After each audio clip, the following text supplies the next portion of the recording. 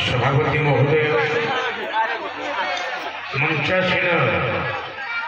देवपम अतिथिवृंद सम्मुखें मो कादुआपड़ा ग्रामवासी माँ भौणी दादा खुड़ी समस्त पाद तले मोर कोटि कोटि अनेक कष्टलब्ध फल आम आज करने जाऊँ हुए तो मनीष किसी करे ठाकुर ठाकुराणी आज जहाँ करेंगे छोट छुआ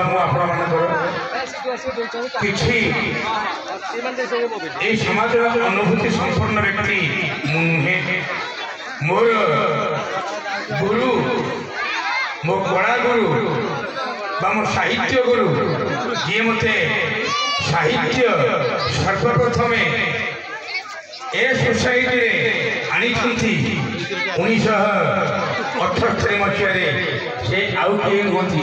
ये होती मोर चिरनमस्य गुरु श्रीयुक्त कुलमणि भट्टा ए नाटक करिबारे अवदान जार बेसी से होती राकेश कुमार होता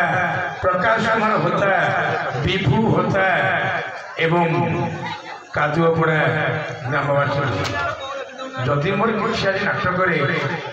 भूल थाए हे ईश्वर हे नर नारायण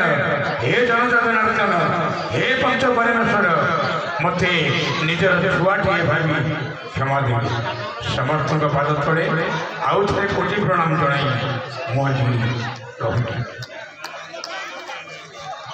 सभार अंतिम पर्याय